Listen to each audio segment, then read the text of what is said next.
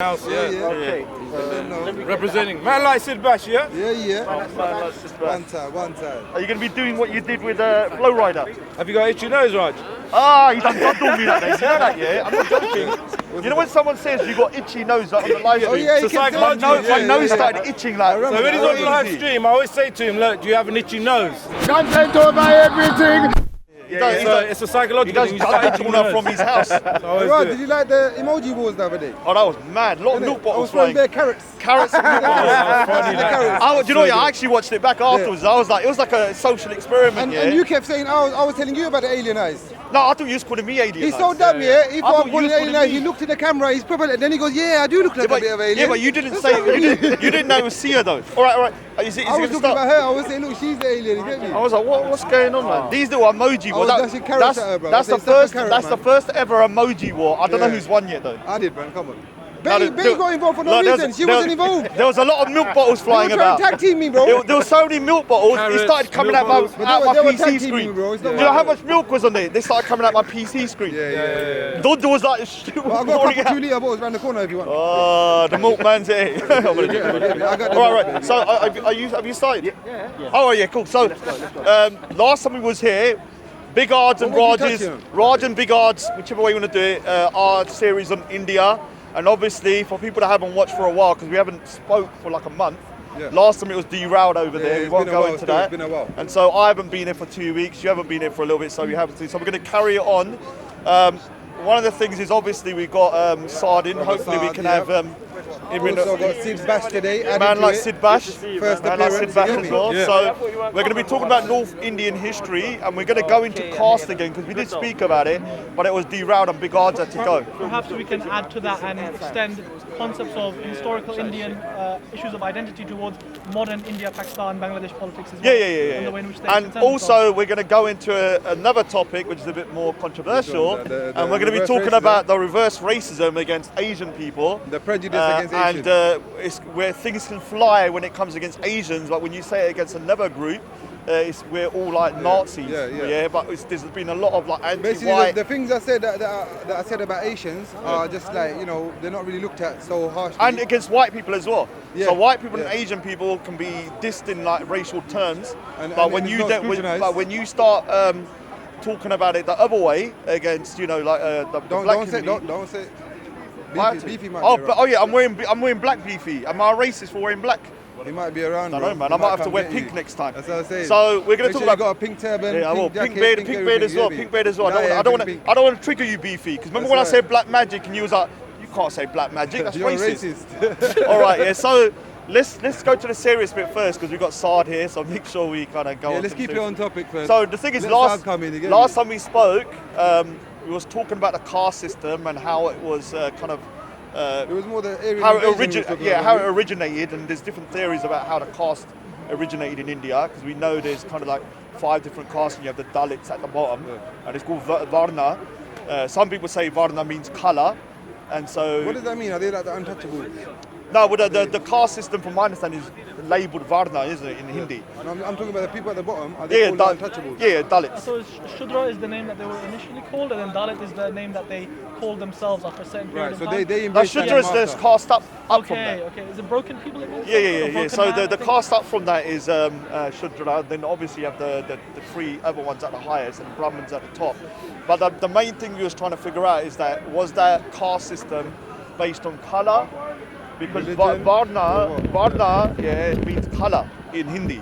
So there is a theory that there was an Aryan invasion into India in the 1500 BC, and they based the hierarchy according to colour. So the darker you are, the lower you are in the pecking order. And whether that's true, and whether it's still influencing India today, because we know, that dark skin is kind of looked down upon in the Indian subcontinent, and if the lighter you are, the more people praise you. The easier it is for success. Yeah. So If you both got a degree or something in the same field, the lighter person is normally prioritized over on the position. He will get the position. I'm not going to go down that route, but What I want to go down is happens like, in India. I don't know, in India, yeah, but Pakistan I want to probably talk as well. about like when you see when people try when the baby is born. Have you ever heard like, oh, Gora Chitta, yeah, very love. Gora Chitta means like they're white, and they'll praise it if the baby is light. But if the baby is dark, I've heard some nasty stuff. The baby could be butt ugly, just because it's light skin, they'll be like, oh, I'm so beautiful, you get me? And then the coloured baby, they'll be like, oh, they don't really... It could have like a rat face, like somebody here. But the thing is that Is he here? somebody around here. So You should have bought you got the prop with you. it's big, man. Sorry, keep it on point, keep it on point. And he doesn't want to see. We're getting off point. Yeah. Sorry.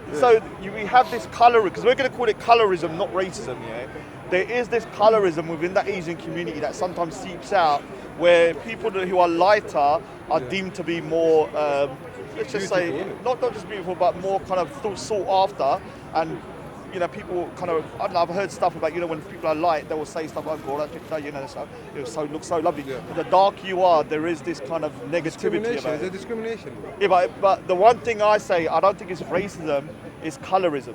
Yeah, no, I'm not saying it's racist. I'm saying it's a discrimination. Discrimination can still come under colorism. Yeah. It depends how far you push What do it. you So think, son? I just wanted to say that with regards to the way, my understanding of the way in which race is viewed in India, or just around the world, is that we have to be important not to draw analogues between what's happened in some parts of the world and what's happened in other parts of the world. So I've always understood that historically, if there was a preference towards skin color, it was more to do with the fact that the idea that people who have darker skin or more melanated are those that work in the fields, engage in manual labor, and that is seen as less, less desirable than one who is in a court. They live a noble life and they're sheltered from the sun. So perhaps it's possible that that's initially how it started out. And then over the years, as different cultures and ideas have flown into the country, there's been what's called but it's almost cross-pollination. like brainwash because you get persons used to it, you know, because obviously back in the day you get the Asians that are working outside on the field, the labourers basically, so they're naturally going to get darker because they're all the day in the sun, and then you get people who work in the office who don't obviously see the sun, they're in a closed environment, so their skin's going to be naturally lighter. So in India, then. Yeah. I don't work in the fields. How would that be treated in India? so we're talking about like Indians and Indigenous. We're talking about indigenous, but you might still face some racism. Yeah. There might be some racism, as they are in any country. You understand? So you might still face some racism even as a tourist. So in India, But what we're talking about is the actual indigenous people that are lighter shades of colour, different shades of colour, and they have a caste system. And in India, there are people that are darker than people from Africa. Yeah. They are so dark in certain areas. The more south There's you go, actual tribes that are Andaman tribes. but I'm talking about that's the actual African people that are still there from in time. mainland India. If you go to South India, especially, you'll have people They're that are really darker. dark-skinned, But did a lot of people I get found more, out recently we have them too in like Karachi, brother. people There's a more tribe in like, Karachi too that's from Africa and they're still there It's today. not. It's not. So like, the man's proper Afro, but he's speaking my language like fluently. and I'm But like, the- but the- "Right, yeah, but the thing is, Makhranis and But I think we want to try and try and figure out. Obviously, we can't establish, but try and talk about is that where did this colorism come from? Because there is this concept that it's come from the caste system. I would say that I think in some parts of the world, the effect that color plays in one's economic standing and social standing varies in different amounts. It could be the case that on a one-to-one level or in terms of aesthetics, there is a pronounced colorism and preference towards being lighter skinned. But as far as how does someone affect themselves in a political standing, if you've seen pictures of the last Mughal emperor when he was deposed in 1857 after the Sepoy rebellion, Shah Bahadur Zafar Shah II, there's a picture of him being carried in a cot to Burma, and he's got the very, very dark skin, profoundly dark skin. And the Mughals are those people who historically have been painted as Central Turkic or Central Asian in ancestry, very fair skin. So you're saying they've been whitewashed? Well, more brown-washed because they intermarried with local Hindu princesses. So the final Mughal emperor was very dark skinned. So but in their pictures we don't see it. In their When I pictures, say whitewashed, I'm not talking about actual people. I'm saying historically in the pictures they show us They'll make them look fairer, right? Yeah, so they make Than them, they are. they show us that they're full Turk. Yeah, so- are you saying they'll probably be more my colour and dark like that? I suspect they were slightly more wheatish coloured. Maybe Babur, who was from Fergana Valley. The way in our language we say But sorry, as an artist, wouldn't it have been the fact that the colour palette they had was more kind of like it's just They're say them big more up kind South, of. bro. So I mean, right now you can have a colour palette Big on up the paint, South, say to and you Yo, can go for Safaz, yeah, lots big of up different Safaz. variations in colour. Yeah. But I'm assuming in those days, Yeah. the He was colour ringing palettes you, for when they're stop the painting stream. people must have been limited. I- So maybe when they were painting someone Guys, can you as hear? light Okay, skinned, Yeah. they might have gone for like a singular kind of like colour. I mean, this is an artistic point, so maybe you're more well versed. Yeah, you could answer that more from Yeah. an artistic I think point there's an of view. 18th century Sikh artist from Kashmir who's called Nain Sukh.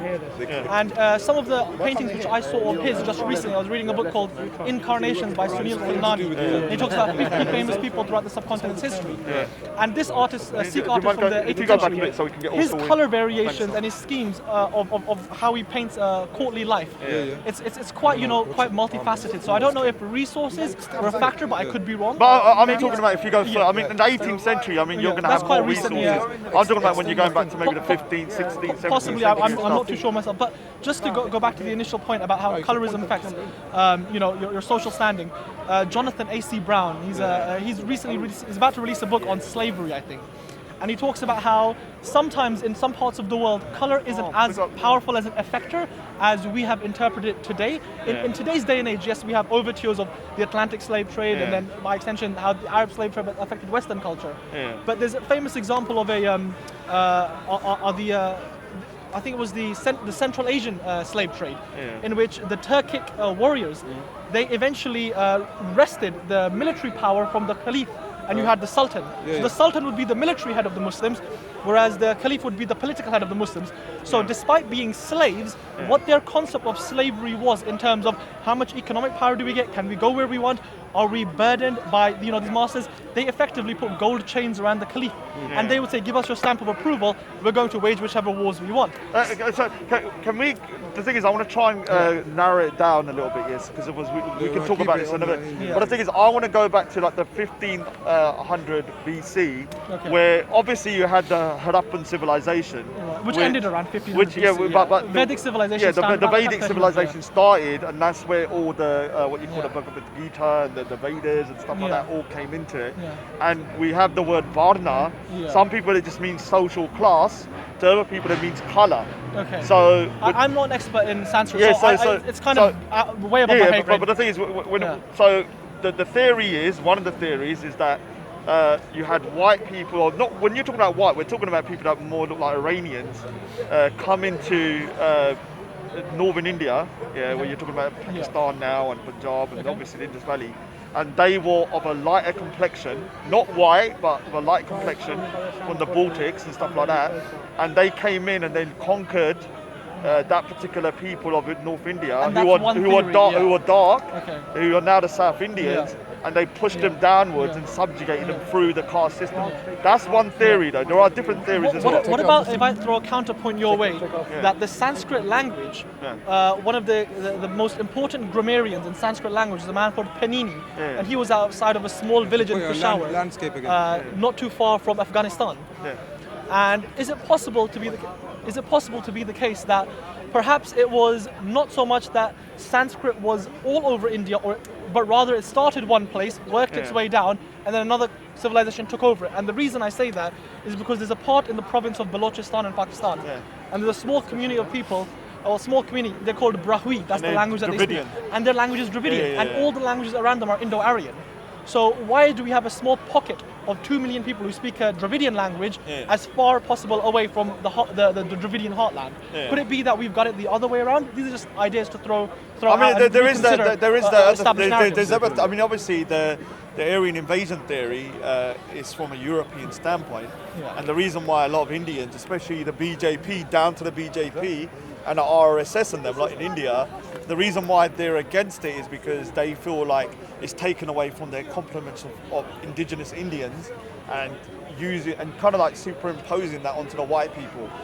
So they don't like that. So the BJP are totally against it. But people in South India, when you look at the politics, they actually agree with the Aryan invasion theory because they feel like they were the original inhabitants of the Indus Valley civilization, and they were, let's say, persecuted and pushed downwards into South India. So the theory is just a theory, but the fact that there's a caste system there is a fact, and it came somewhere, and whether you look at it as a colour system from the religion.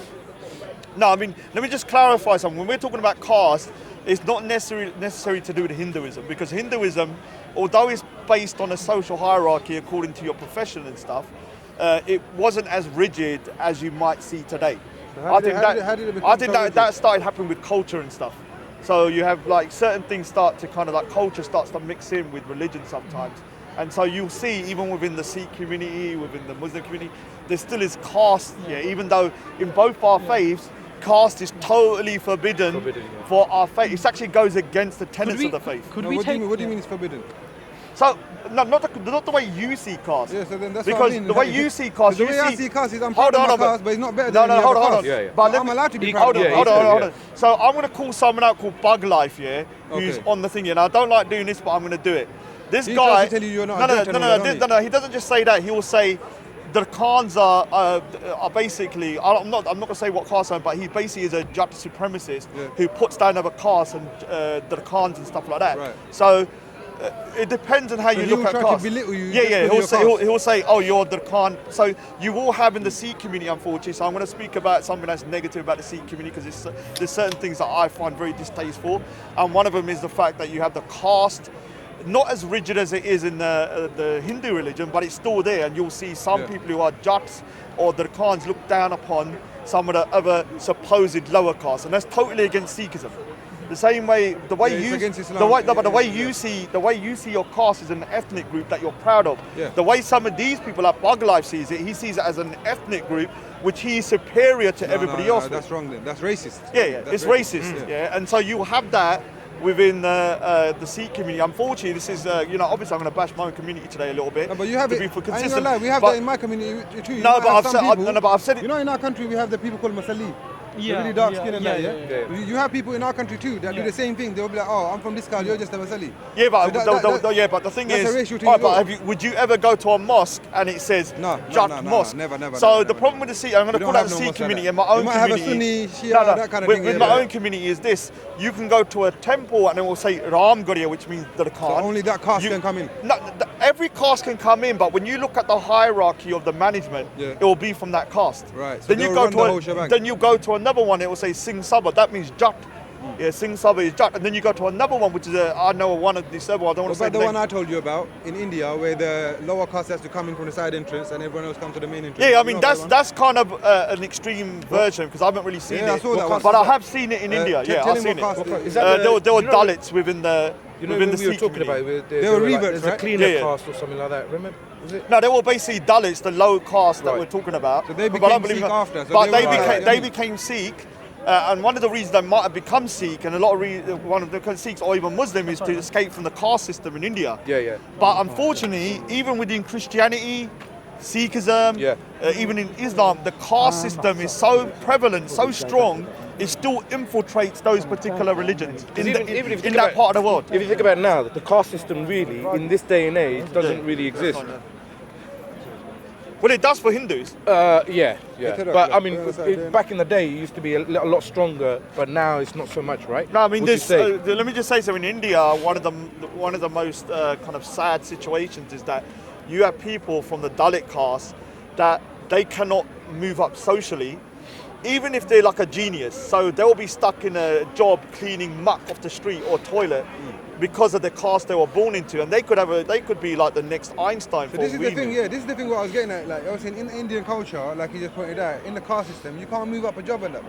So if you're born, the caste system stops yeah. them from So like, imagine yeah, you're being born. promoted and Imagine stuff you're like born a that. mystery. Really? You know, like a mystery, yeah. Yeah, You're yeah. gonna be a mystery. Yeah, yeah. If you're born a barber, you're gonna be a barber. Yeah, yeah. All your life. You're gonna be a farmer. You're gonna be a farmer all your life. Oh, it's one of those But ones. you can, like now, India is improving. Yeah, and yeah, like, you can there's move certain around sectors now, that you yeah, can get yeah. educated. Yeah, But yeah. if you're still in that traditional kind of culture, you know, like where that culture dominates things, Yeah, yeah. you're not gonna move up the hierarchy. Well, no the thing way. is that they put through laws to prevent it. So to India, I'm not going to, obviously I bash India as well, but they've put through laws, but unfortunately the culture is so strong within certain areas and villages, like little pins and stuff, that, you know, they It still have their own stands. kind of... They make it impossible They for you make to it get out of the impossible village to, life and yeah, you're they just make it stuck there impossible forever, to you kind get of me? move up. Yeah, Yeah, it's yeah. impossible. And what you do find is that a lot of people of the lower caste, the Dalits, are normally dark. Yeah. When you look at it, yeah. But that, And- obviously, like we said, that's probably down to the fact that they're out in the sun majority of the time because they've been used as labour. No, but hasn't the Indian been watered down? Yeah, that we talked about that just now. See the Aryan people, we were talking about there's two theories. We were saying either they came and mixed with the Indian, or they came and pushed the original Indian down. You know the darker Indians that are called Dravidians. So we're talking about that. We're saying there's two theories. Which one is it? Did they come and mix, or did they come and push the brothers down? And the original Indian is down. I think it's a bit of both. I think it's a bit of both. Can I expand this argument quickly? Often when we talk about India, just linguistically the term comes from the Greek Indus, and that is a Persian corruption of the word Sindhu, or Hindu, sorry. And Hindu refers to the Sindhu River. Big up Greeks. And The Greeks got pushed back. Alexander the Great got pushed back. Yeah, he got to. He got hoisted up by the Jats. King Borders, big up King Borders. Yeah, I mean Alexander the Great got as far as. We gave him his fatal wound. He could never fight another battle after that. He got some big old elephants trampling over his little. He was like, what's going on here? Xerxes wasn't his time. When you saw the elephants in Dargah. That was Sri Lanka. Dargah. When he Chatiwa Gisi, you get me, you ducked out. You'll find I am kind.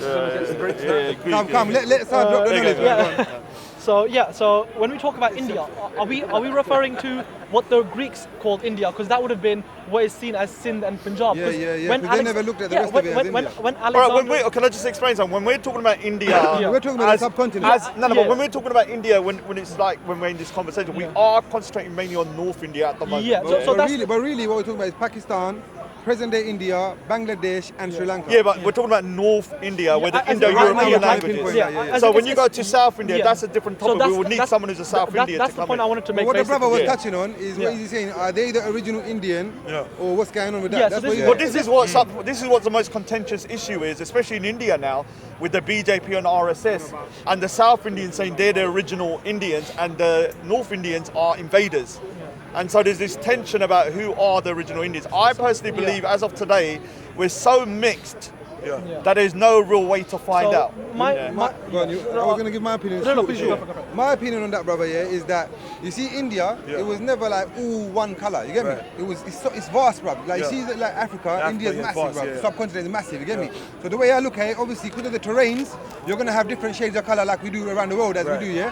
So I feel that when those guys came, they mixed with present cultures. I don't think they pushed everyone down and that. I think the people that we're talking about, the Dravidians, always inhabited that land. But if you look at even like back here, if you look at all the empires and the wars that they had, even with the Muslim forces that when they came in and everything, the South Indians were one of the biggest resisting forces. So they were not people that to be pushed down lightly. Even when Mughals had conquered most of the continent, these people were still holding out in the south of India. The south of India was never really conquered. You know that little bottom bit of India and Sri Lanka, that was never conquered by the Mughals fully. These men always held out. So that theory, I don't believe they could have pushed them down all the way. But if they were really all the way to the top, majority of them, I don't think... Yeah, but it could have been a bit of both. I think it's been intermixing. Do you think it's them that introduced the caste system? Yeah, well, this is what we're talking about. I think that's a Hindu thing. No. The way it's implied, implemented. Hold on. Who is it? Yeah, big up my G.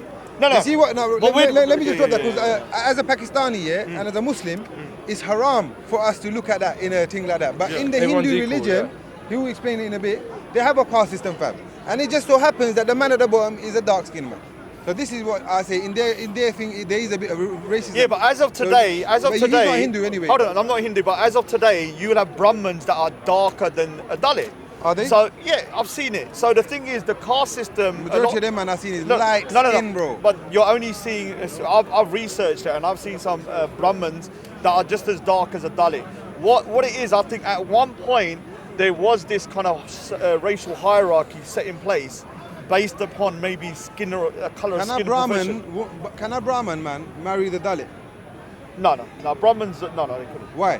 Just because of the caste, isn't it? Yeah, because of the caste. Do you get what I'm saying? So that's from their religion. So basically, I mean, saying the actual system, the caste system itself, was that something that was bought from the outside? See, when we're talking about caste, though, in India, it's different. You've asked me that's tribes. This is exactly what we're trying to figure out. Tribes then. Yeah, but you see this caste word, this is where the brothers getting confused, because they know as tribes, Really, we're tribes. The caste thing is a tribe. No, caste. The caste comes in their thing, in India side. I'm still talking about tribe. When I tell you I'm a Jat and I'm a Chima, that's a tribe. I'm not talking about caste, that's a tribe. But these men will label that as a caste. But it's really a tribe. It was the certain peoples that were from the same blood, and we was a tribe, you get me? That's our people. And then we feel like, obviously, we expanded and whatever. All right, so the thing is, so that we don't confuse... In India, I don't know, they have caste, like, it's a different system. So we don't confuse stuff, let's call it Varna, Yeah, so in Varna, because Varna is really really what the caste, the name caste was actually a Portuguese word or something like that that they brought in. So the caste doesn't. I mean, the caste. So that did come from the outside then. Well, this is what we're trying to figure out. Like, who brings the caste in? Because there is the theory that the people of North India at one point were dark-skinned people that were darker than you, called the Dalits. I mean, not the Dravidians. And you had an outside force that was come from like Sri Lanka, like from southern Russia. Yeah, and people that looked more Iranian that came down and they kind of conquered and pushed them down, and then introduced the caste system to try and subjugate the people, or try and keep it in a hierarchy and not dilute the races and stuff. But as of today, there is no real way to distinguish between someone who's a Brahmin, someone who's a, what's the one, Kshatriyas and stuff like that. And I mean, the only ones that you can see quite a distinct colour probably is the Dalits. They are still darker, but the Shudras, I've seen lots of Shudras that are one step up that are just as dark. We have to also consider that in the 1950s, as India was undergoing land reforms as well, they started designating certain people as other or backward classes based on their economic status. So I think another way of looking at this will be the Shudras. So the Jats are Shudras. They'll be the lowest of the caste. So the Jats. So you in India are low. No, but we don't. Obviously, look here. The caste system for Sikhs and for Muslims is not the same way that Hindus see it. The caste system now. Let me bring out one thing before you carry on here. I was researching the partition, bruv, the partition when it happened. And one of the reasons that the people in Lahore went mad with the Hindus, because what the Hindus used to do before all of this, when they was in power, fam, they used to treat the Muslim man like dirt. And you see, like, even if they want to give you water, you can't drink out of their cups and that, and you have to get like a long hose, and then they were like, you have to go out of the house and use that. You can't use no like same. But they did it to everybody. So the Hindus. No, but this is what I'm saying. So you know, in partition time, you know, everyone says, "Oh, why did India partition and why did this happen?" You can go look at that, bro. The treatment that the Hindus were doing to you, Sikhs and Muslims, was totally wrong, bro. Let's not go down that touchy route. Right. Well, we can talk about it next time because we're trying to establish that where the caste system came from. So even the word is so contentious. Even the word varna, some people say it means color. The caste system is based on color, and other people just say it's profession. So what is the actual translation of varna? Well, that's what I'm saying. There's two meanings to it. Like one person will say it's. So has the meaning changed over time? I'm not sure if it's changed. I need to look into it. But I believe my particular thing that I think happened was a mix of everything.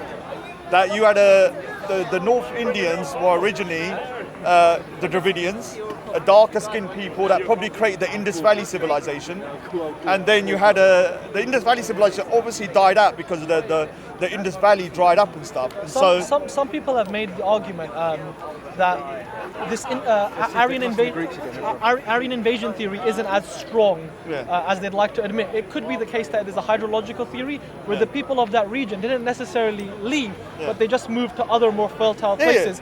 And sometimes the answer could not be sometimes understood in terms of war, so artifacts that are found in that way or what's been conquered, but linguistically as well. Or alternatively, you can do archaeological tracings of where the river has diverted and see how people have migrated as well.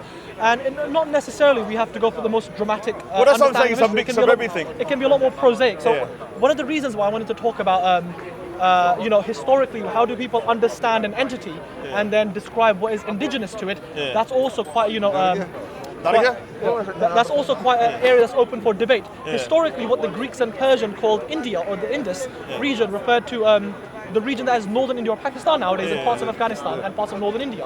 Alexander the Great got as far as Multan, the kingdom of Multan, and he chased King Porus to the river Hydaspes. Big up King Porus. Which is the river Jhelum. Porus, man. Whenever King Porus can just say big up King Porus. He won a jet though. And doesn't matter. He won a jet though. And look at that. You was bigging him up because he was a jet. I'm bringing him up because he is part of Indian history. So we have to understand that even when a nation and its people, we have to put ourselves in their shoes and not engage in what's called retrospective readings or historical revisionism, where we assume about them what we want about us.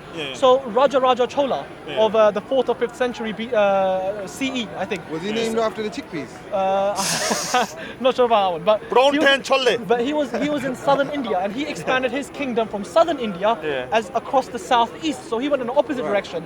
That's why you have inflections of Hinduism in historically southern parts of the Philippines. Because I always wondered how did Hinduism go all the way there? Or if you look, Yeah. or if Most you of look them at, are Buddhist. or And if you good look, question. That's a good if one. you look at the Thai and Vietnamese script, it's not too far off of Sanskrit, the script. And in addition to that, there was a time when someone as far as Laos or Cambodia, a prince could write in Sanskrit and that poem would make sense for someone else who's fluent in Sanskrit as far as in Peshawar or, or Lahore. So this is the thing, we have to understand that when we say the original people, those so-called original people also spread outwards and engaged in conquest themselves.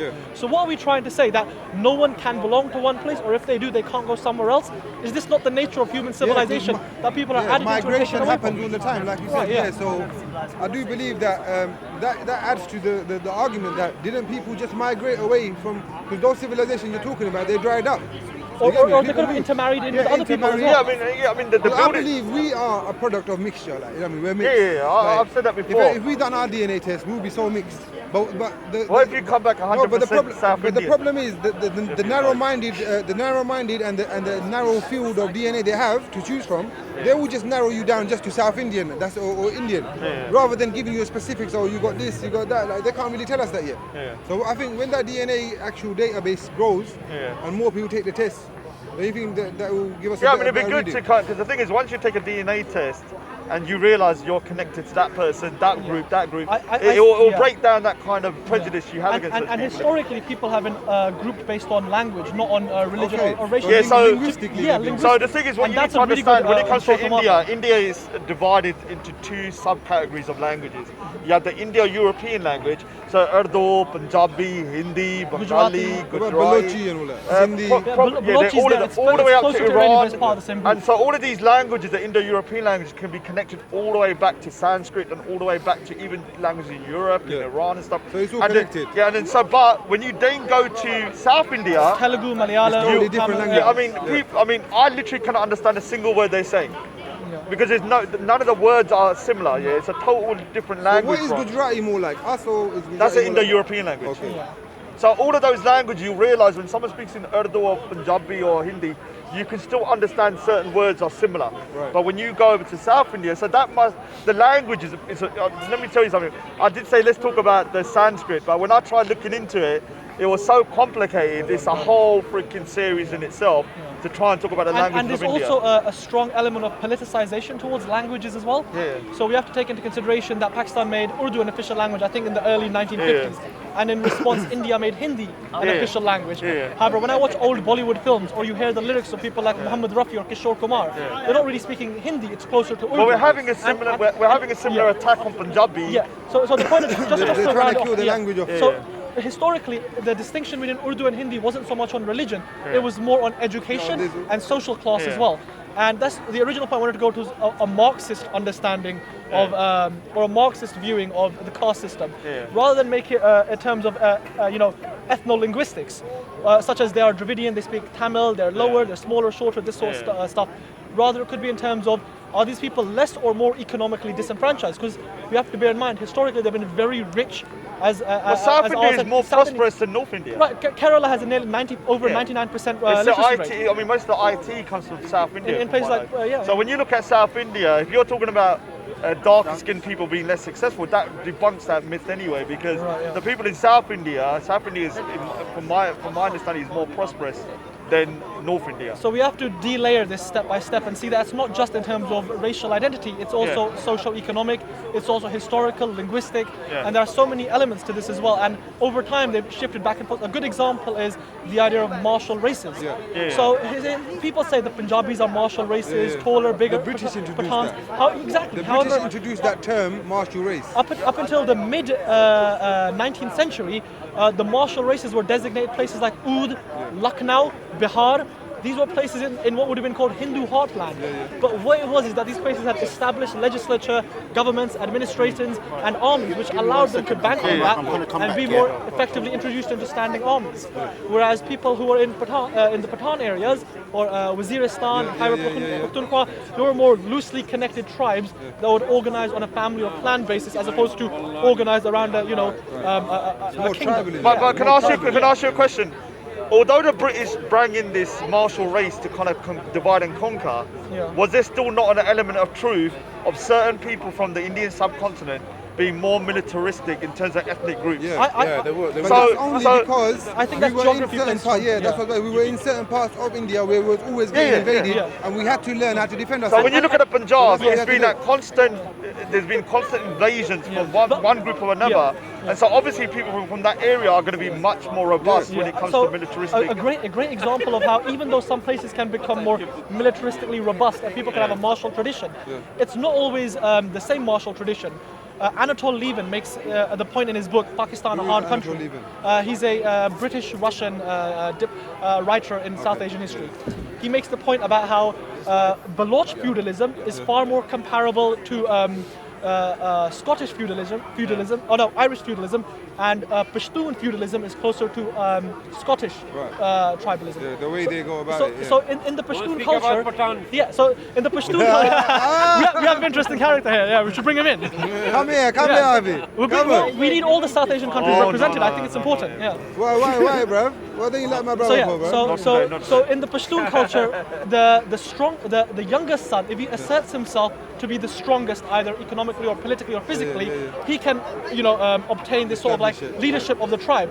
Whereas in the Baloch culture, it will go to like the eldest son, regardless of his level of competence. Okay. So even though they're militaristic in that nature, it's a different type of feudalism and military. Yeah, the thing is, this is an interesting topic. Let's try and we can talk because we're going to do this series for over a period of time. I thought people doesn't like burqa. So we can. I thought you don't like the burqa, bro. This time I'm wearing it. I want to annoy people. Oh yeah, that's good. Ban the burqa. Ban the burqa. That's a good point. Double standard. That's a very good point. I've ordered some Take burqas that because out. I knew it would trigger people. No, but ban that, bro. Yeah, I will ban it. You'll never be allowed to wear a I burqa. know. In South Korea. So, Oh, you want your thing, Mr. yeah, bro, you got it. Fam. so the thing is, let's try and keep the topic, because this is a topic we can talk about. It's an interesting topic. got Mr. Rex. But let's try and keep the topic Respect, my upon the kind of like colorism, because we're going to go into how colorism then affects the India or people from the South Indian continent today, and how it's infiltrated even over like hundreds of years or thousands of years, that people still see colour in terms of light being good and dark being bad. Where did that particular... I mean, mine was the Marxist viewing, the socio-economic viewing of. I don't think I can add anything more beyond. I don't know if you'd like to add anything more to that. I don't have too much knowledge on this area. Oh no, sorry, I wasn't paying attention. My bad. I was looking over there. Come, we've done enough of the Yeah, so the thing is... In conclusion, what do we think, like, what's your thing, and I'll give my opinion and he gives his opinion. In conclusion, what have we made of it? Like, what do we think was the most plausible theory of, I think there's a mix of kind of like circumstances. It's not just one theory about, because there's people kind of pigeonhole this theory. I said the word pigeonhole. Yeah. I said the word pigeonhole. So basically, they pigeonhole these theories and say you have to believe in this theory, that theory, or that theory. I think it's a kind of a mix of all.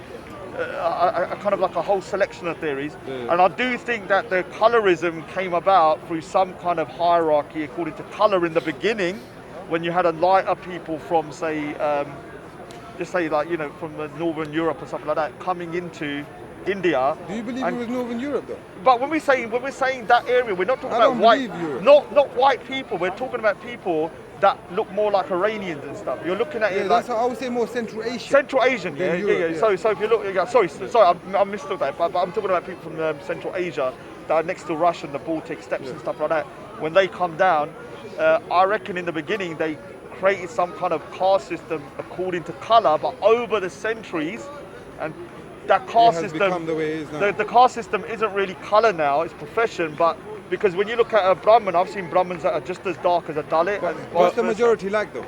The majority is going to be the So kind then of this people. is what I want to know. So you can't pinpoint little. But that's like you. A lot of the times you do the reverse thing and you say Muslims are all terrorists. And then You're you show mad the I good said that. When have I said that? Don't try it. I said Salafis, and then I took that back. Alright. Look, he's trying to Do you like defame me. Muslims then? Listen, I don't like no one. I don't know why you want preferential treatment, man. You know you like Muslims. I don't like anyone, man. So Go on, Saad, what's your ending theory for this? Well, like, in the end, what's your conclusion? Like, what do you make of it from your own opinion? Yeah, what do you think? I think my understanding is such that it's more of a socio-economic thing. I don't think we can draw an analogue between how race is perceived in some cultures in this day and age with other cultures in other day and ages. I think it's far more complex and multi-layered. and it's important that when we make historical readings of the interplay between power, authority, and engagement in the social sphere. We do it in light of the information and mindset and approach that was prevalent at that point in time. What were the attitudes between men and women, between the rich and the poor, and that helps us provide a more nuanced and learned reading of history. What we'll do here is me and Arj will probably select another subject, and then I've got your number, innit? I'll let you know we'll in the see. week. Like I said, you said you don't know everything about this history, but you can learn. We need to bring the Afghani brother. In the future. Because you know, like, it's going to affect you and me and him as well. Because when we start talking about Kashmir, we'll start bringing people into it. Soviets. Over a period of time. All of that, but we'll do that kind of as we're going on, But at the moment, we'll keep it kind of confined. The same way you big up King Porus, you got to big up the Afghanis and the Pakistanis that saved India and the rest of us from the Russians. I don't need to big up no one. We didn't save you from the Russians. I don't know if you saved me, but I will say the Afghans are one of the best warrior class. The reason why I say we, you know why I say we? Because ISI was the main contributor to that war, bro. What do you mean? Who's ISI? It's better you don't know. It's better you don't know. Keep it. They might have to come for you. Alright, so let's go on to what are we saying? Glory. Spurs, yeah, come on. Alright, so let's go to the next topic then, Talk about football. How many minutes are left? Sorry. Raj is always on the racism and all that shit. let's go on to the race. I think we should talk about boxing. Manny Pacquiao's fight. Oh, yeah, what happened with the fight? Who won? Okay, all right. So this is another. Let's move on to the next topic we're going to talk about. It's like obviously we're going to talk. Obviously, we know there's prejudice within the Asian community when it comes to seeing darker people as kind of there's a kind of like a negativity. So we know that darker people there is this kind of like people calling people like Dava or saying they're the Kala or something like that in a kind of negative, derogatory way. But over the last few weeks, we know obviously that Saeed El kind of made that nasty comment towards Raspberry, and I condemn that. But the thing is, you need to condemn all racism. It doesn't just go one way. Do you condemn Sia Live for her racist comments online? Yeah, I condemn Sia Live. I condemn everybody. Yeah. Have you unmodded her? I modded her that one day because everyone can hit in the freaking time. She's unmodded anyway. Good man. But she will be modded again if people start climbing around. So basically, what it is, we need consistency, because I condemn any kind of racism. There is some racist attitudes that we've seen towards black people. We've been comments. I've read stuff like Bug Life called Betty a gollywog and stuff like that.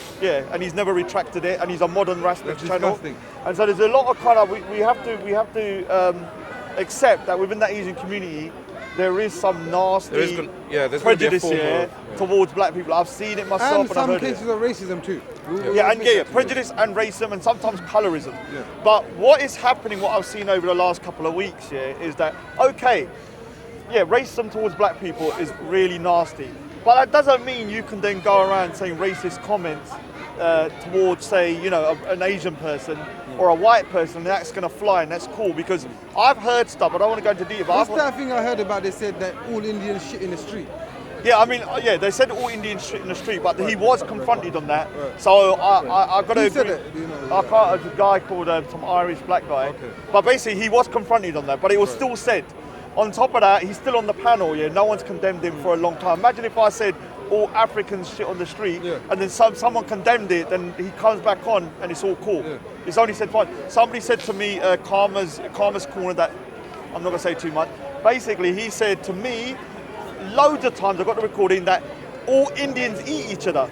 But isn't he Indian?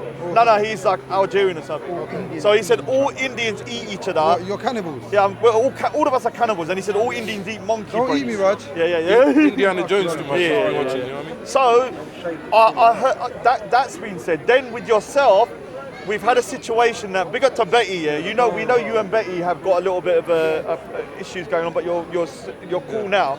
And the fact that she kind of liked you rubbed them up the wrong way, and they were saying stuff like, why do you like Indian man? why do you like Indian man? You like Indian man as a derogatory. I take that in a racist term for me because I'm not Indian, so I get angry. Right, but the way Raj is trying to say is, if we switch the roles around now, and said what an Asian girl on a panel, and she likes black guys, and we say, why do you like African man? Why you like African man? We'll be straight away condemned. We'll be like, oh, you're racist, you're racist, you're racist. Let your sisters marry us or whatever. Yeah. So, and I've also heard lots of anti-white rhetoric here, calling white people the children of Yaqub. Right. You know who Yaqub is? Yaqub is under the Nation of Islam. Yaqub was this big-headed scientist that created white people, as a separate species to dominate and control the world, and they're like devils basically. So when you hear someone saying they're the children of Yaqub, you're basically calling white people devils. Yeah, it's a Nation of Islam philosophy. Not all black people believe that, but I've heard it said on panels. Other thing is, I've heard people say, oh, this person's a Neanderthal. Yeah, white people are Neanderthals and stuff, but no one's been called out on this. So all I'm asking for is consistency. Yeah, all racism is bad, but when I can just hear one specific type against Asians and whites flying over people's heads, and when I'll give you an example. I said I don't believe Buddha because we were having a conversation. I said I don't believe Buddha was black.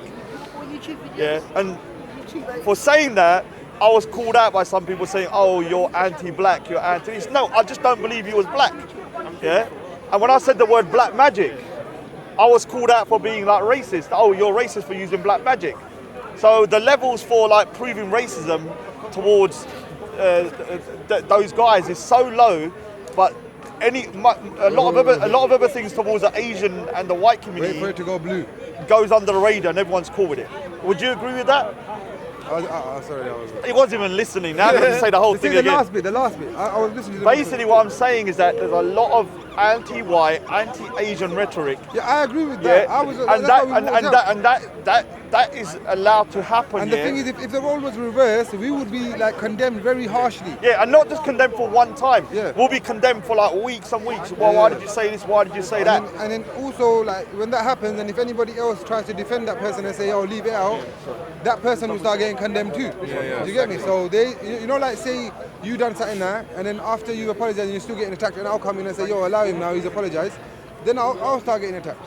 Do you understand what I mean? But we're not going to go into, like, Saidi El, in my opinion, said something that was like on the next level of savagery. No, of course. Bringing someone's mum into it. We don't agree with that. But we're talking about more of the kind of like the conversations we're having on these panels. The double standards you're talking about. The double standards. So one of the things was I heard this. What was that?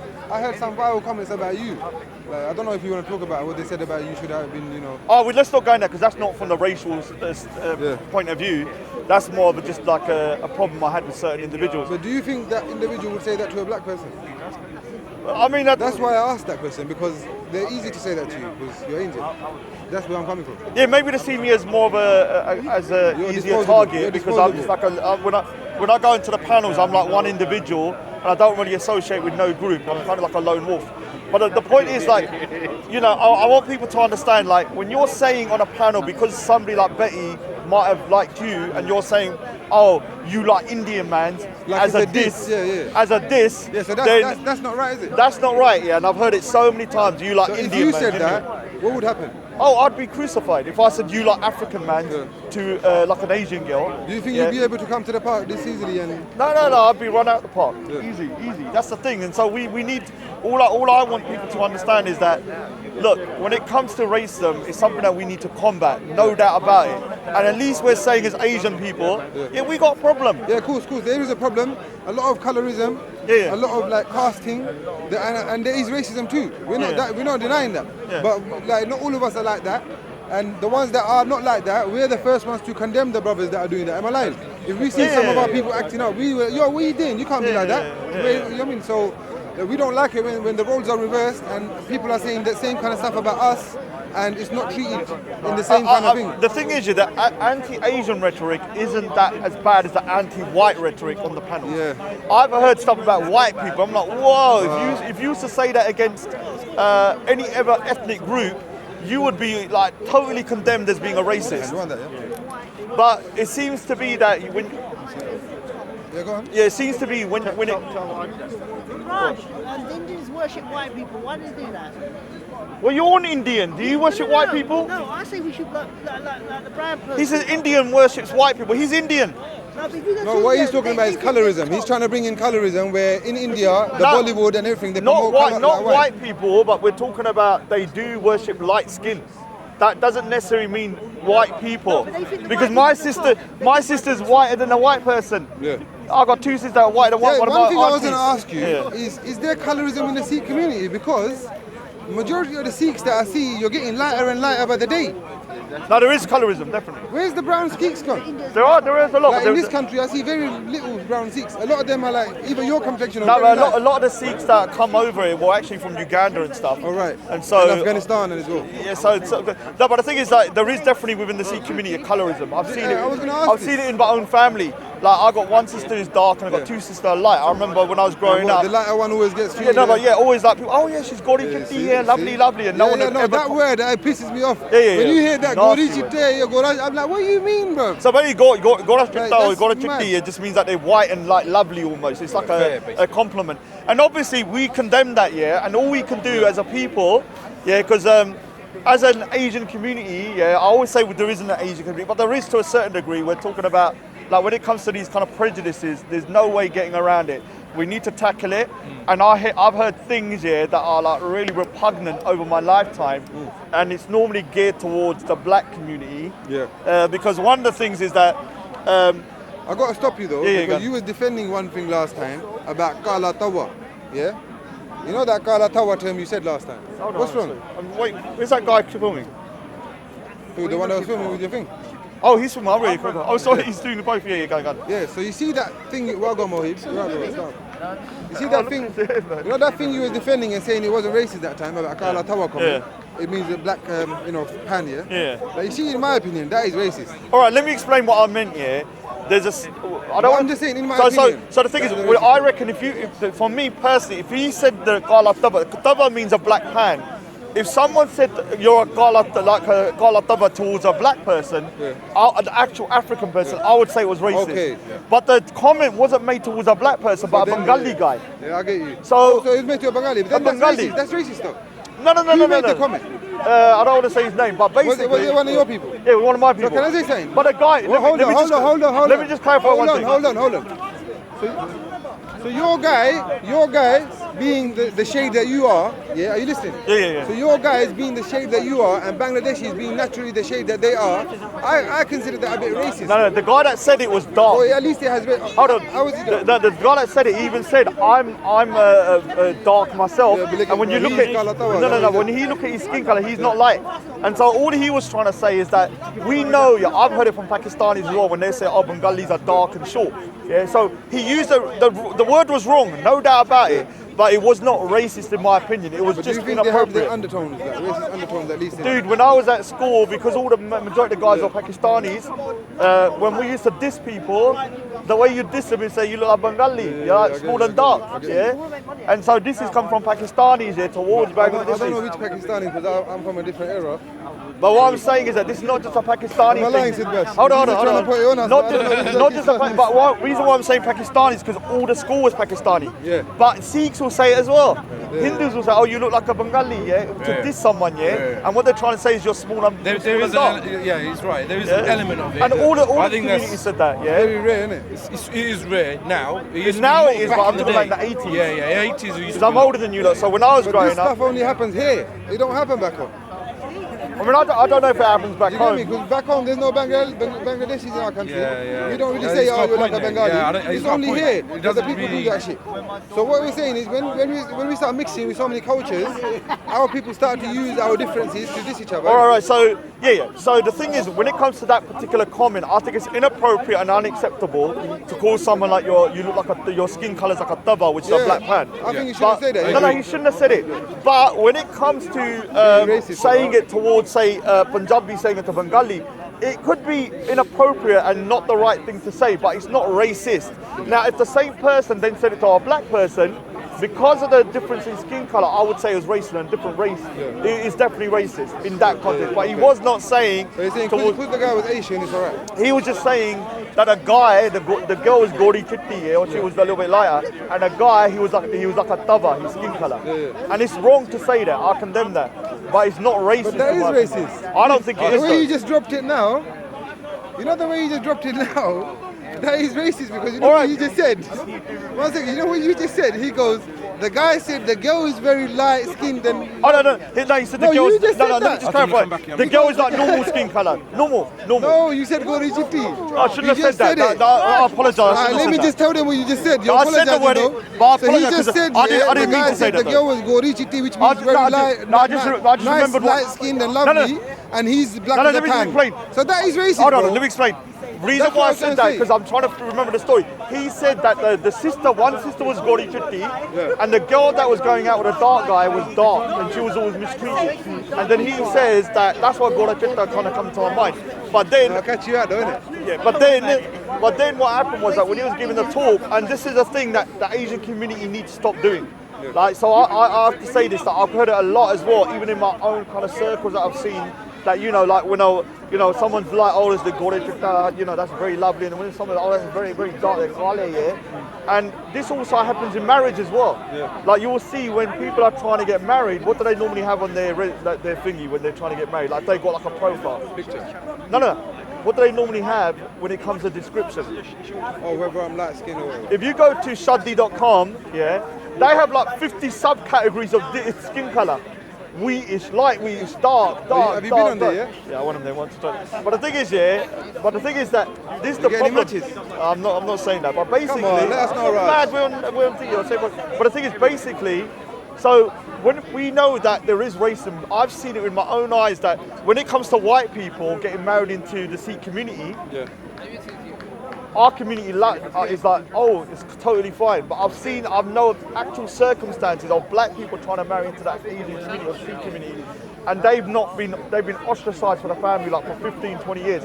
I don't want to say the guy's name. There's a guy in the park who got married to a Sikh woman 15 years ago, and he was ostracized from the family for around 10 years. And he was shunned, yeah? He was shunned, yeah. And I've seen it with somebody else I know as well, who was shunned for 25 years from the family. Yeah. It's only now they've been speaking about it. So we agree here that there is definitely a problem with racism within, or some kind of prejudice or colorism within our community. But like I said, who is that? What is he doing? So basically, what needs to be done though is that when we're openly admitting to our faults and trying to tackle it and talk about it, I want other communities, especially the people that are talking about, white people being Neanderthals and this and that. People need to start talking about that, like we're calling people, oh yeah, you each other, you're an Indian and that, yeah, and kind of bashing you for Betty liking you and saying, oh, how can you like an Indian? Basically what they're trying to say is that, how can you like an Indian? When you say that, when you go, oh yeah, you like an Indian man, you like Indian man. You're saying in a derogatory term. Of course it is. I heard the way they said it. It's definitely derogatory. So we just want consistency. When we're being... What do you make of that? I've literally just walked out. What do you make of if a black lady likes an Asian person and the person says, oh, why do you like that Indian man? If a black lady says... No, a black lady where's that guy that was likes supposed an to... Indian man. And then the black person is like... Oh, he's still there already. Indian man. Thanks, man. Like Indian man. And then if the roles were reversed, and the Indian man said, yo, why do you like the African man? You think that all hell will break loose? That's what you're trying to say? I think, well, first of all, we need to give primacy to people's personal choice, who you feel attracted to. You often can't help them. We shouldn't feel the need to make people feel bad about who they like and why they like it. Or is it not? We're trying to show that the hypocrisy. Is there a double standard? Is there hypocrisy that when it's done towards the black community, what you're saying, there'll be uproar straight away, you'll be condemned for it. Why don't you let your Asian sister marry a black man? Why don't you let her? So what we're saying is when it's on the other side, they make fun of you liking an Indian, why is it okay for them to mock that? That's what you're saying. Like in a more racialized setting. Yeah, so basically what they were saying is there's a lady called Betty, big up Betty, who I don't want to go too deep. You but don't let's need to just keep saying that, listen. man. Oh, Use a different example, black. bro. But I need to use this as an example because it's a real life circumstance that we can have a real discussion about. So basically, this lady's being called out because she's black and she's like an Asian guy. That they say, just phoned me now, to on the make hangar. fun of her. I Oh, don't know, you I like think Indian so. man. You like Indian man, but you know what they're saying is that they're trying to like diss the Indian guy. Say you like Indian man, you like Indian man. And I'm trying to say that all racism is Belly, bad. innit? See where he is. Yeah. All racism is bad. If I was to say, oh, an Asian girl is with a black guy who likes black guys, and they keep on saying, oh, you like African man, you like African man, you like African man in a derogatory way, yeah, that to me is unacceptable. Yeah, I mean, I see where you're coming from. It should never be the case that because someone likes someone, you know, you make them feel bad for it. But I mean, I was going to say, I don't know about the racial element to it, but I've seen more of a thing between men and women. Generally speaking, if people make groups out of themselves, and if they see a woman from their group, however they define that group, go with a man from outside of that group, I think men generally have a mentality that they see women as an extension of themselves. So what they do is that they see, you know, the women, you know, going outside of the group as sort of, you know, endangering them or their gene pool or their, you know, their culture and social integrity. Yeah, so I've seen it more on a male-female level, not on a racial level, but I could be, you know... Yeah, I mean, I agree with you, and maybe I'm ignorant. We've seen that a lot, but what I'm trying to say is this, that if the foot was on the other side, there is going to be condemnation. And because you're not keeping up with the whole kind of... I don't understand anything. So basically, I've just walked here right now. there's a lot of kind of like what you call racial tension between the Asians and the black community, and rightfully so, because some of the Asians at the park have said some really racially charged words and disgusting words against, you know, certain individuals in the park that are black, and we condemn that, and I condemn that. But the thing is that as this has been going along, I've started to be on these kind of panels and stuff, and I've started hearing stuff that is anti-white, anti-Asian, and some of it full on. If you was to switch the roles from a white person to a black person, it would be full on racism. Yeah. And so what I'm trying to say, what I'm trying to highlight is that, look, we should be battling racism as a holistic problem. As a whole, yeah. Not just this particular group is the only group that is vulnerable enough to face racism. We can face racism as Asians from a black person, in my opinion. Of course, yeah, of course. The problem is that I've been told a lot of times that racism is only power plus prejudice, and I don't believe that. Because if a black person owned a shop, and they had to employ people, they have the power to decide whether they hire white, black, or Asian. So they have the power in that particular circumstance. On the road, if I'm walking down the road and it's a one-on-one situation, the racism I could feel from a black person would just be as bad as someone from a white person in that one-on-one situation. If you take the whole hierarchy or the institutionalized racism that they're talking about. So I'm just trying to say that racism isn't just one-way traffic. It can't just be that the only people that can be face racism is black people. Everybody can face racism. Yeah, and this is the problem we're having behind the scenes that you're not really party to, that is kind of like, you know, everybody else is racist or can be racist, but this particular protected group, which we say with the black group, cannot be racist because you need power plus prejudice to be racist. Okay. And so, I mean, for you, you're probably confused. So, like, I'm a bit lost. What's the issue? But but I get what you're saying, man. I mean, would you agree that, you know, anybody could be racist to anybody? I mean, in a sense, if you frame the discussion in terms of power and prejudice, then dependent on who has the power and who is engaging in the prejudice, then by extension, anyone can be racist to anyone, provided they have the constituent parts of, you know, that way to discriminate against people. But as regard to how we understand racism in society, it may not be on such an individual level as a man with a shop. It could be more structural, it could be historic, and I think we have to be clever and look at things in a more historical level as well, and see what is the extended legacy of how people have interacted with one another and on what basis. It could be that some people are still hurting from wounds that still appear quite recent and are open quite regularly as well. And maybe it's not so much a question of is there the legitimacy to what they're saying. It's more that as human beings we need to empathize with others as well. Let's bring the white man in. Come in, Steve. Come in, racist Steve. Come in, Steve. Come in. So we're talking about reverse racism in a sense that racism is racism. Yeah. So what I'm trying to say is that all racism should be condemned.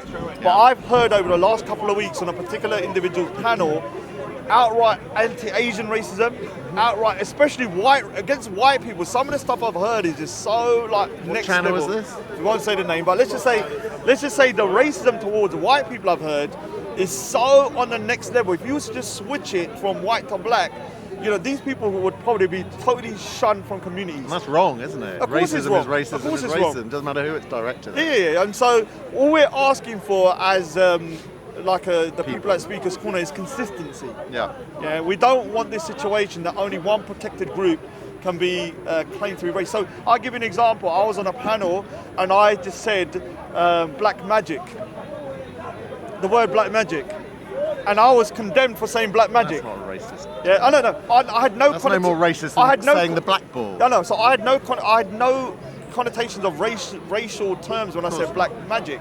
I just thought of magic. On top of that, you have like loads of other situations where people have said like, oh, Indians eat each other. The white people are Neanderthals. White people are the children of Yaqub. You know who Yaqub is? The guy that created white people, white devils, a nation of Islam, and a lot of other stuff that, you know, they were calling bigards because somebody liked bigards who was black, and they were making fun of. They were making fun of her by saying, "You like Indian man, you like Indian man." But if we was to say to a white lady, if she like black men, you like African man, you like African man in a derogatory way. They'll be classed as racist, isn't it? They'll say you don't let your sisters marry us. Yeah, so the thing is, I mean, you don't listen to the panel, so you probably have not heard kind of the stuff that I've heard. I've heard virulent racism from people at Speaker's Corner, and then people from Speaker's Corner online being virulently racist. Yeah. I mean, the phrases like Uncle Tom and coconut, they're virulently unpleasant racist terms, and but they're bandied around all the time. Yeah, we've heard people called baboons. Yeah. What's that if it's not blatantly racist? Yeah, I mean, the thing is that, you know, anybody, especially from the black community, who thinks outside the box and is not conforming to what they seem to be black thought, they then claim to be coconuts. I've heard the word coconut and coon thrown around left, right and centre on certain individuals, and the reaction that they seem to get is very different to the reaction that someone like Tan got for using the N-word. Yeah. Complete chalk and cheese in terms of the reactions that they but I think that's because it's a bit like me. I got a lot of hostility from Asian people because they see me as our same people, and when they see you kind of going against them or not following their narrative, they might be a bit more harsher to you. I just think that's a normal reaction. Sometimes you are more harsh to your own people that are similar to you than somebody that's out of the group. As in, you're asking me personally? No, you. I was just looking at you and I was talking. Right. You made me feel a bit calm. Sorry, I'm not sure how to, because I understand the points that are being made, but it feels like people are making these points in light of certain relationships and dynamics between groups. For me, I can only look at it in terms of I don't follow any of the but that's good, social though. media. That's good aspect because of this. then when you're listening to it with an unbiased mind. The problem with everybody... So I'm a bit lost. You're going to be lost, but you can still hear certain things and think, all right, is that really racist? Is that wrong? Is that right? The problem with us is that we're so kind of like consumed with this, because when we leave Speaker's Corner, what you don't understand, the whole situation just goes on for the whole week, and we're online kind of on these live streams and stuff. Escalates much more and online. Things like escalate and people are saying things. Do you think perhaps a way of becoming more conducive in the way of utilizing Speaker's Corner is maybe allowing discussions to take a more exploratory nature? So it doesn't necessarily be the case that you find a problem, then you try and articulate a solution. It can be one of the beauties of this place historically that I remember from, is that you can find a topic, and whether you agree or don't agree, you can explore different avenues of discussion and make that talk enlightening and rich and quite colourful. And perhaps use skills of oratory and rhetoric as a way of bringing out an aspect which has been neglected in Speaker's Corner. Saad, one thing we need to kind of stop doing is like, he's called a racist all the time. I'm called a racist all the time. And I've heard people say worse thing against other ethnic groups than Steve has ever said. I've never muttered a racist word here or anywhere else in my life. That's what I'm saying. So there is this kind of like double standard that if one person says something, from a particular race, it's not racist. But if somebody even says a minuscule of what they had said, against another racial group, they are deemed as a full-on racist. And this is the problem with Speaker's Corner, because I mean, I was in a conversation when I said, and this is my right to say it, I don't believe that Buddha, who was from North India in the 5th century BC, was black. Yeah, that is my right to say it, and I'm going by what I believe is true. Yeah, And because people up there from the Buddha, if you look at the depictions, he was more kind of like a Mongolian kind of looking. It was from Nepal. Nepal, yeah. So when I said this shit, I wasn't coming from any racial tone. But once I said that, I was then reading people say, "Oh, Raj, you're anti-black, you're anti-this, you're Who says Buddha is black, or who suggests Buddha is black? So basically, we had some people believed that even King James was black. And Shakespeare was black as well, which I've heard as well. So what I'm saying is that if you was to then say no, I don't believe that, they'll probably accuse you of racism. But they're just clearly very low IQ. But Raj, people unaware of reality. In some black countries, like in Africa, they do show Jesus, for example, as black. But Jesus was because it goes with their own narrative. I don't know, but Jesus was never white anyway. Yeah, but we make him white. Yeah, you make him white because it's what you. Because when you go to South America, yeah, of course, yeah. they have a Jesus that looks South American. There are some countries where I've travelled to countries. I've travelled to countries in Africa where they show Jesus as black. I've seen it. Well, there's nothing wrong with it. They just want him to look like how their people are. Some people define black as non-white, which is clearly, in my view, a ridiculous definition. Yeah. So they think Chinese are black. They think Japanese are black. They've tried to change the reality of that word. Can I just add an interesting comment to that? I think it was in the 1970s when Nissan was setting up factories in South Africa. The Japanese didn't want to stay in the slums of Soweto with the indigenous population. So I've heard that the South African government designated Japanese as non-European whites, just so they wouldn't have to stay with them, allowed them to stay in some of the hotels there. So is it possible that when we have these discussions, people use these terms as and when they please selectively, and they redefine them often as well? I think it's in Rudyard Kipling's book, Kim, which is one of my favourite novels as well, incidentally. And he's taken as a prime example of an Orientalist and a profound proponent for concepts like this as a white man's burden as well. And in his book, he talks about the protagonist meeting a young English boy who's in a cantonment area in India, and he refers to the local Indians with the N-word.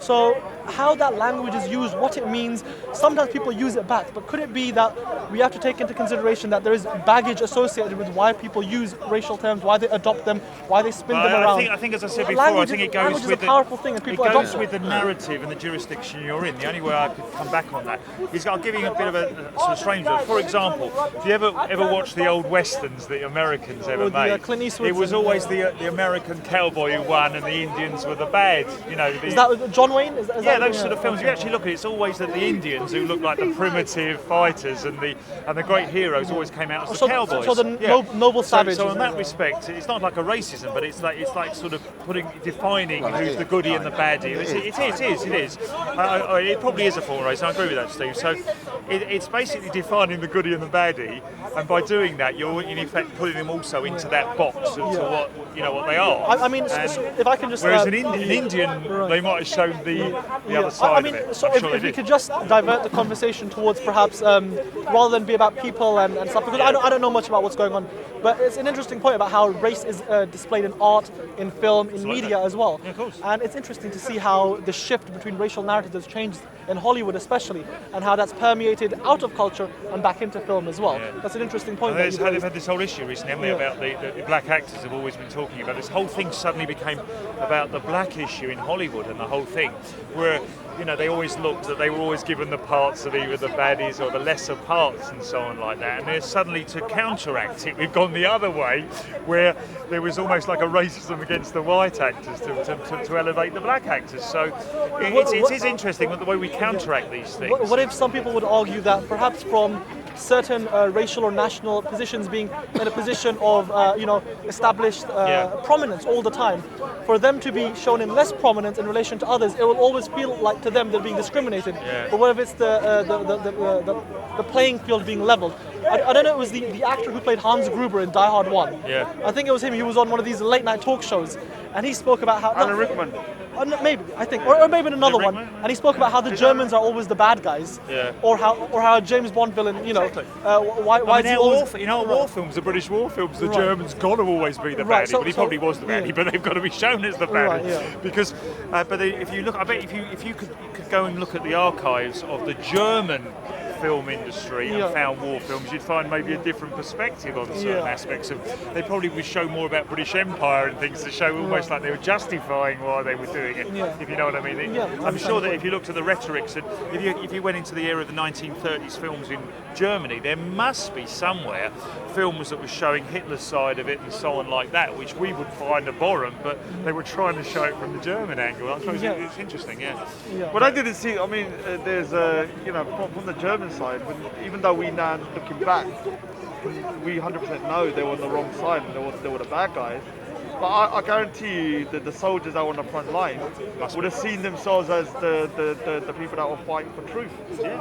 It's only in hindsight when people look back. I think just to make a small point here, if anyone's read the book All Quiet on the Western Front, by Eric Marie Remarque, that's a fantastic book because it shows that even with war, people think that everyone who lines up, the foot soldier who goes into battle is in the trenches. People think, he's fighting for his country, his cause, his beliefs. Exactly.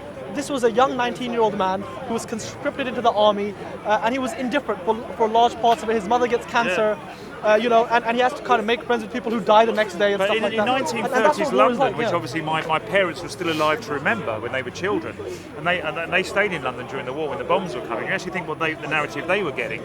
So you got the British Cathay War, the Pathé News and all that, and this whole thing with the English voice and the whole thing about, Chancellor Hitler and the whole thing and his ideology, which obviously was horrendous. And I'd imagine what was going on in Germany was talk about the imperialist British and how our history of empire and the whole thing made us that enemy. So you almost aggrandize us as an enemy by bringing up our bad parts of our history, which would have stirred up the Germans as to why they're doing it. Whereas we've got the other side of it. I suppose that's how you do it. Could you see perhaps German or the Axis perspectives when looking at the British and the French as they colonized large swaths of land in Africa, in South America? I mean, I'd have to research this because I haven't got. But I bet if I took some time now to research, as you say, German, going back to India, all sorts of things, where they were showing the other side of the story, they would have been thrown in the British imperialist history because it showed why they're justified in coming to get us. So Clint Eastwood did a film about the US-Japanese War, and then he did a second one called Two Letters to Iwo Jima, I think. That's right, and he did the same event but from the Japanese perspective as well. I thought that was quite clever. I think Clint Eastwood has his problems, but that was an interesting way of taking an event. I think we know, all right. We know by history that technically we must say. I mean, I'm in a city where my parents had bombs coming out of the sky, so they're going to say the Germans were the baddies. So clearly, and obviously we've accepted now in that were the baddies, but the narrative of the two sides would have been totally different. But they'd have used the bad sides of us to make us demonised. So it's very easy for the average German in those days to be demonised by the British Empire. If you look at Winston Churchill, his ideology about different races wasn't that different from Hitler. In terms of his outlook on the world. He did. He had quite a very strong angle on race. So it's only the fact that, a lot of people looking in hindsight think he was fighting for what's right. But in reality, he was just fighting for the security of the UK and maintaining the status quo. Yeah. But he still did the right thing, maybe not for the right reasons. But if I wanted to whip up from the Weimar, when they took over, Hitler comes in, takes over the Weimar Republic, and then suddenly goes into what was then obviously Hitler's Germany. That's a very clever way to whip up give an example, a rationale of why we're trying to kill the Jews. They obviously gave that. Why we're trying to exterminate them, why we're trying to persecute them. They use the thing about the money, the greed, the whole thing. Polish communists, gypsies. All that. So they threw all that in, where the Jews obviously had the other side of the story desperately. And from the British angle, very easy to pick on us then, because what were we, end of an empire nation, that we'd gone around colonising the world and our empire and our battles. So you're almost justifying to the average German, this is why we're going to go and bomb their city and take it, because they're an empire. Whereas we saw ourselves as a free nation, they saw they were almost liberating the world from an empire, which is, you could see how they could easily change the narrative, and of course they get all this support for it. They can whip up a crowd over anything. That's a good conversation. Yeah, I think we're going to wrap it up. And what we'll do is hopefully we will have our conversation again and keep it long term. If Saad's in the park, it'd be nice to get you in, and I'm going to make you learn more new stuff about India. So, anyway, sorry to come in on it, but I thought no, it's cool. Thanks So for the contribution. I'm going to wrap up on this section. And then what we did is obviously we went into the topic of like racism and stuff as well. But we'll next week or the week after when I'm back. Perhaps we could discuss more contemporary history as well about the subcontinent. We can, as long as we don't get contentious in terms of issues about the Islamic conquest or contemporary is more partition, post-partition. And I'll see you later, guys. Take it. So we can talk about that. Yeah, I suppose we could talk about because partition is something that's both sides done terrible crimes. I was thinking it more in the perspective of some of the art that it inspired, some of the legacy in terms of literature. People like Sadat Manto. I'd like to learn though, because it's something that if you can teach us. I think not every discussion has to be framed in terms of an adversarial nature, that you have opposing sides. Sometimes you could have mutual grounds upon people which agree, but also they can share experiences, and then by exchanging empathy, we can but also have a good weekend as well. Yeah. Anyway, well, definitely, man. I'd love to hear stuff. So Saad, big up, and big up to COE as well, and big up to DJ Riza for holding my camera.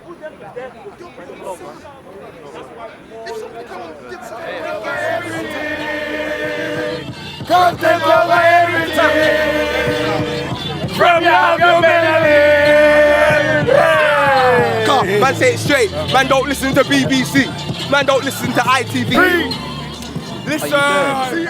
Okay. Basically, my mum cooked a really shit roast dinner at Christmas, and I didn't really like it. And my dad got angry about it, so I told him, "Dad, you're a prick." But then he got really angry, and I was just like, "Dad, come on, it's just dinner, man." And then he got angry and he started beating me, and I was just like, "Dad, come on, you can have a civil discussion about this."